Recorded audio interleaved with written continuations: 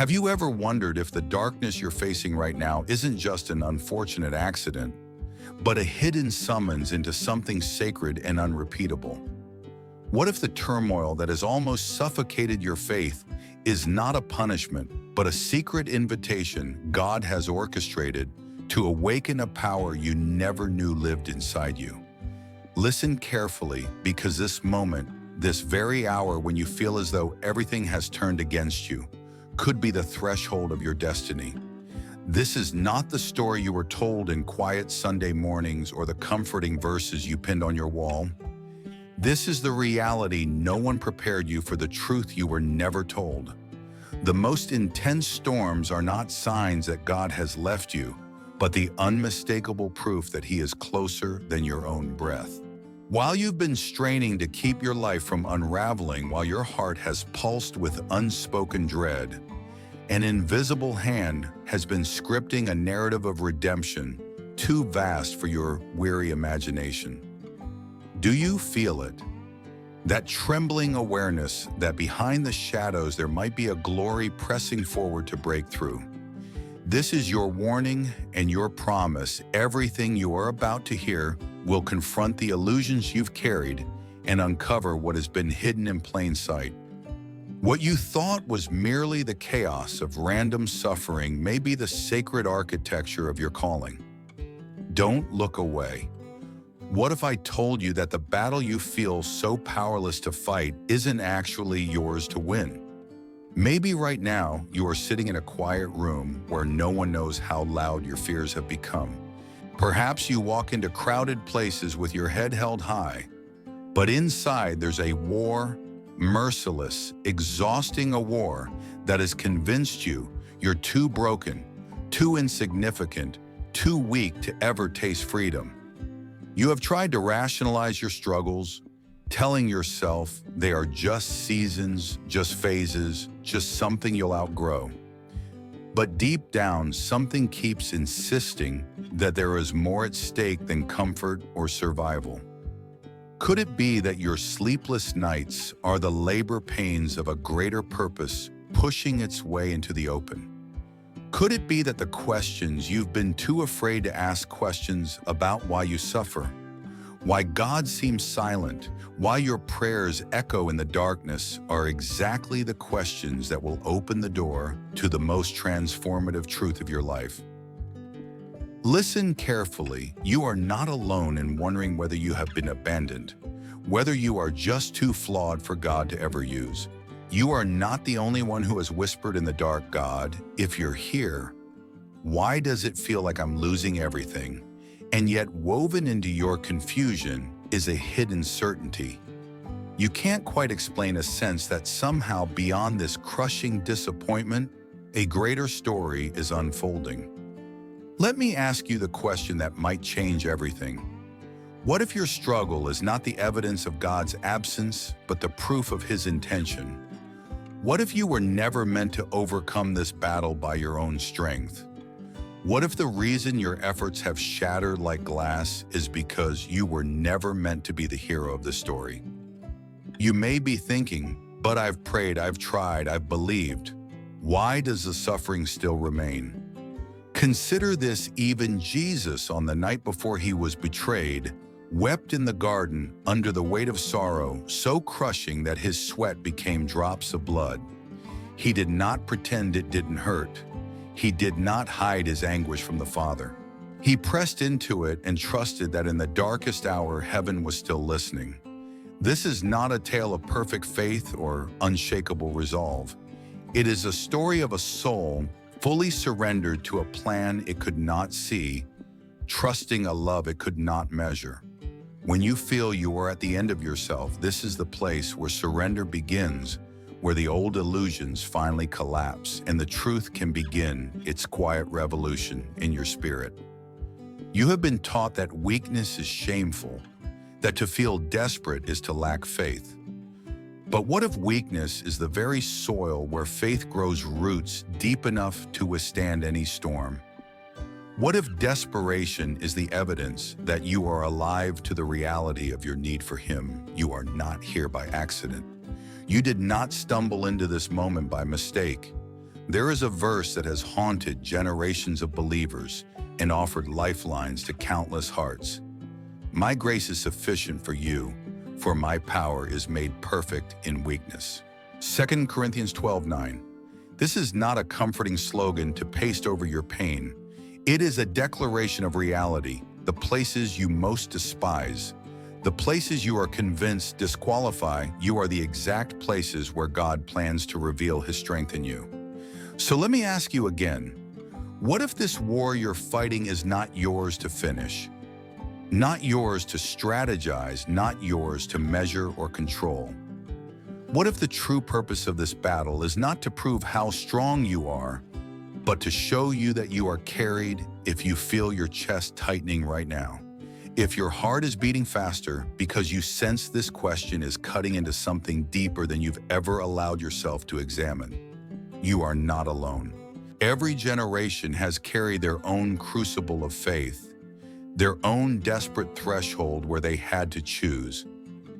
Will I keep pretending I can hold it all together, or will I finally surrender to the one whose hands are stronger than my resolve? This is the question we will walk through together. What does it mean to let go of the illusion of control and trust that this battle truly belongs to the God who has never lost a fight? What does it look like to stop trying to rescue yourself and to start believing that you were never meant to? We are going to trace the hidden threads that run through your heartbreak, your weariness, your silent prayers that feel unanswered. We are going to ask the question most people are too afraid to voice. If God is so good, why does it feel like He allows us to be crushed? And as uncomfortable as it is, we will discover that the answer is not what you expect.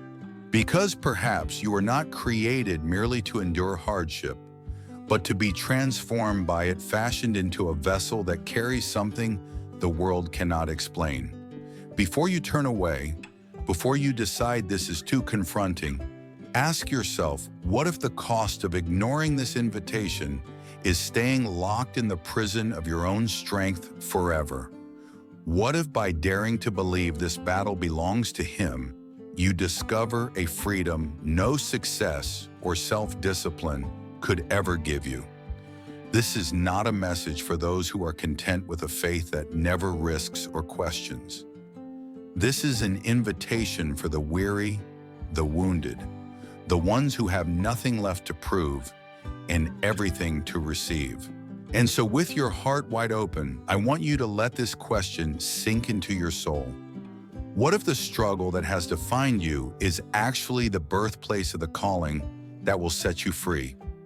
What if your life is not about avoiding pain, but about encountering God in the places you are most desperate to hide?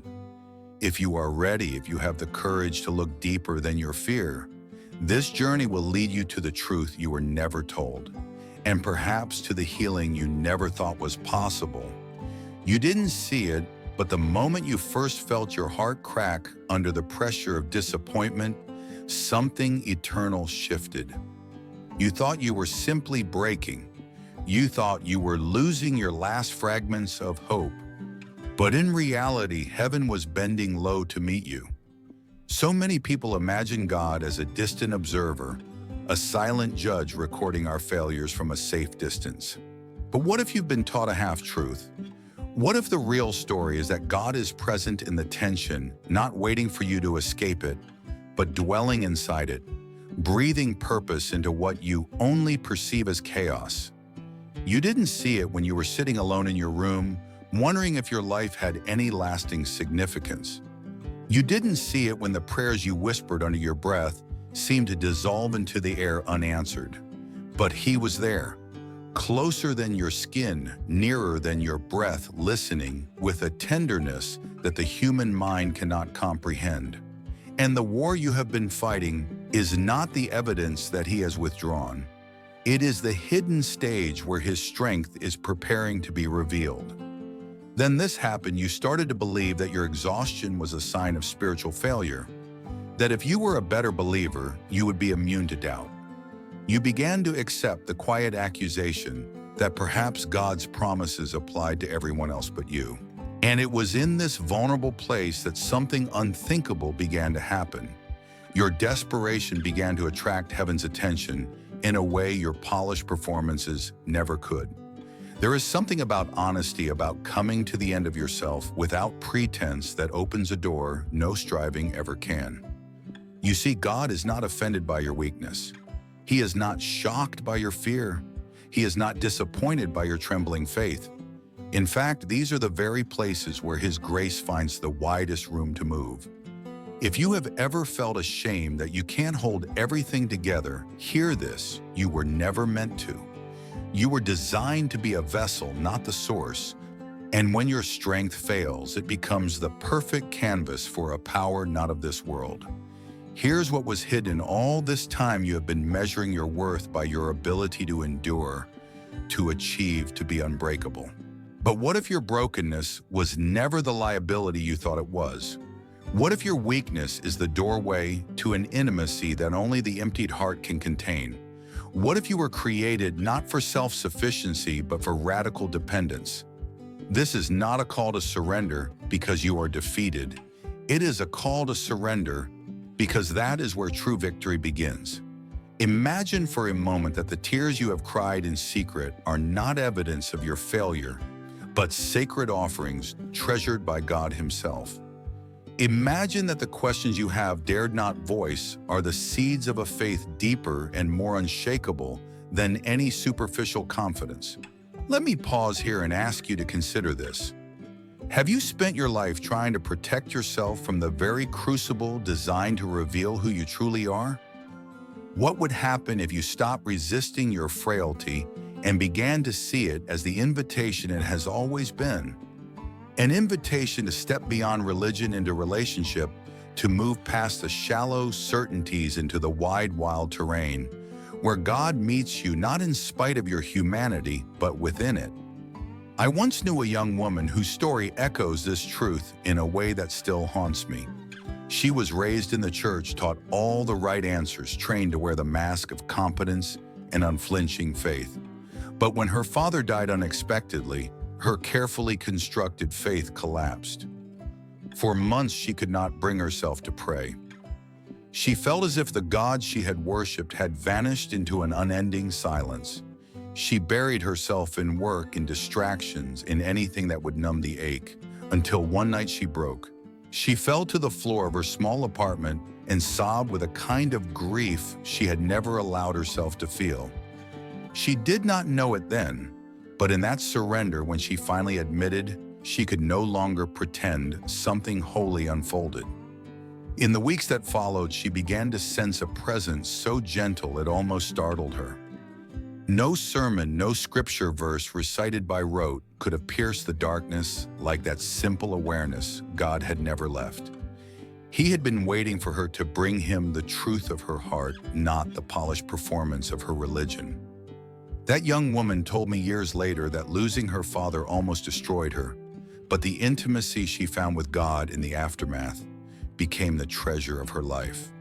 What she thought was the end of her faith became the beginning of something far more real.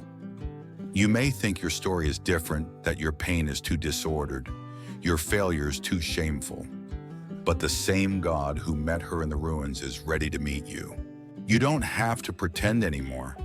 You don't have to hide your questions, your wounds, your exhaustion. You only have to bring them honestly, unguardedly to the one who already knows. This is the turning point so few ever recognize. The fiercest battles are not fought in public, but in the private landscapes of the heart. The place where you decide whether you will keep striving to prove yourself or whether you will dare to collapse into the arms of the one who has already claimed you as his own. When you stand on that threshold, your old reflexes will scream that surrender is weakness, that to give up control is to lose yourself. But the truth is the opposite. When you finally release your illusions of self-sufficiency, you find the freedom that was always waiting. You discover that the chains around your spirit were never locked from the outside.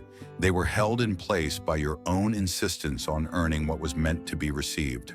Consider this: every storm you have weathered, every disappointment that cracked your confidence every night you lay awake, wishing for relief. They are not random. They are the proving grounds where the reality of God's love becomes undeniable. It is easy to recite the verse, "Be still, and know that I am God," but only those who have been stripped of every other certainty truly understand what it means. When there is nothing left to hold you up but grace, you will finally taste the strength that never fails. What you thought was a curse was actually your calling. What you believed disqualified you has been the preparation for the very purpose you were born to fulfill. You were created to carry a power you cannot manufacture, to walk in a peace that defies every logical explanation. But you will never taste it while clinging to the illusion that you must be enough. You will only encounter it when you confess you are not and trust that He is. This is the moment when everything changes. When you look back, you will not remember the specifics of your striving. You will not recall the exhausting strategies you tried to hold it all together. You will remember the moment you let go, the moment you risked believing that surrender was not the end but the beginning, that God's love is not a reward for the worthy, but a gift for the willing. And when you do, you will find yourself standing in a freedom more real than any success you ever achieved. So let this truth dismantle your defenses. The battle is not yours. It never has been. It belongs to the one who is not threatened by your frailty, who is not intimidated by your doubt, who is not diminished by your questions. You are not fighting alone. You never were. You never will be. So what must you do now? What does it look like to walk out of this place no longer shackled by the lie that your worth depends on your performance? The first step is simpler than you think and harder than you've ever dared to try. You must choose to believe that surrender is not weakness, but worship. That letting go of your frantic striving is not an admission of defeat, but a declaration of trust. It begins when you stop hiding the parts of you that feel too broken to be redeemed. When you open your clenched hands and offer your sorrow, your confusion, your fear as the most honest prayer you've ever prayed. You don't have to find the perfect words. You don't have to present a polished version of yourself. You only have to say, "God, I can't do this anymore without you." That simple confession becomes the seed of a new freedom. And as you walk forward, there will be days when you forget. Days when you slip back into old patterns of self-reliance. Days when the voice of shame tries to tell you you're failing all over again. On those days, remember this truth: perfection is not required to be loved. Your value was settled long before you had anything to offer. The Father who formed you does not measure your worth by your success. He calls you beloved because you exist, because His image is etched into every part of your being. And every time you turn your face toward Him, even if it is tear-stained and trembling, heaven rejoices over you. So what do you do when the darkness closes in again?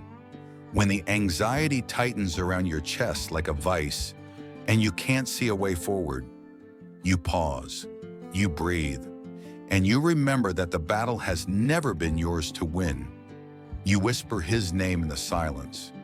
You declare to your own heart that even this suffocating moment is held in hands far stronger than your fear.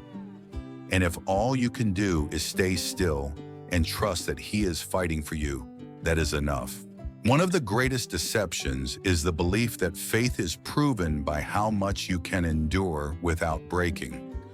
But the real evidence of faith is found in your willingness to break open before God, to stop pretending you're unshaken when you're barely holding on.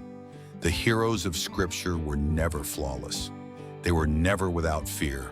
They were ordinary people who learned to bring their inadequacy into the presence of an extraordinary God. David wept until he had no strength left. Elijah begged to die under the weight of despair. Even Paul confessed he was pressed beyond measure, beyond strength, so that we despaired even of life. Yet every one of them discovered the same secret you are being invited to embrace. When you come to the end of yourself, you find that His strength was carrying you all along. So here is the lesson: your pain is not proof that God has forsaken you. It is often the place where He is most intimately near. Your surrender is not a sign that you have given up. It is the doorway to a life you could never build by your own effort. When you are weak, He is strong. When you are afraid, He is still faithful. When you feel alone, you are actually standing in the presence of the one who promised, "I will never leave you, nor forsake you." This is the calling that is rising within you to stop seeing your struggle as a verdict and start seeing it as an invitation. To let God redefine your story not as a catalog of failures, but as a testimony of relentless grace. And to believe, truly believe, that nothing can separate you from the love that has claimed you forever. If you are wondering what you should do now, here is where you begin surrender. Not with resignation, but with hope. Lay down the weight you were never meant to carry. Let your questions become prayers. Let your tears become offerings. Let your fears become the very place where trust is born. And so as we come to the end of this journey together, I ask you, will you dare to believe that the battle you are facing belongs to God? Will you dare to trust that He is not only aware of your struggle, but actively working through it to accomplish something you cannot yet see? If this message has awakened something in you, if your spirit feels a quiet ache, a stirring you cannot quite explain, do not ignore it. This is the voice of the one who has never stopped pursuing your heart. If this message is for you, stop scrolling. Start praying. Right now, in the stillness of this moment, open your heart without reservation. You do not need to have the answers. You do not need to have everything figured out. You only need to be willing to be honest. To say, "God, I need you. I cannot do this alone. I surrender my attempts to control what was never mine to hold." And as you do, you will find that you are not met with condemnation, but with compassion. Not with shame, but with grace. This is not the end of your story. It is the place where the true narrative begins.